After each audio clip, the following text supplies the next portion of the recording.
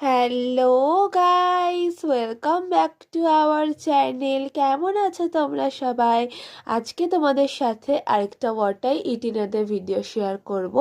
তো ব্রেকফাস্টে আমি খেয়েছিলাম চিড়ের পোলাও, মা বানিয়েছিল, দেখতেই পাচ্ছ খুব টেস্টি হয় খেতে। মা সবজি দিয়ে করেছিল, কিন্তু সবজিগুলো নিচে ছিল বলে এরকম দেখা যায়নি ওপরে। গাজর, ক্যাপসিকাম, পেঁয়াজ মা এইসব দিয়েই করেছিল।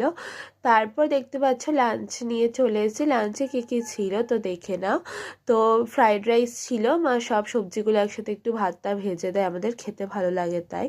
তার সাথে ছিল বেগুনের পকোড়া, মানে ওরকম মানে বেসন দিয়ে বেগুনটাকে ভেজেছিল, কারণ আমার খুব বাজে লাগে যে তেল এতটাই থাকে বেগুনের মধ্যে, তো খাওয়া যায় না।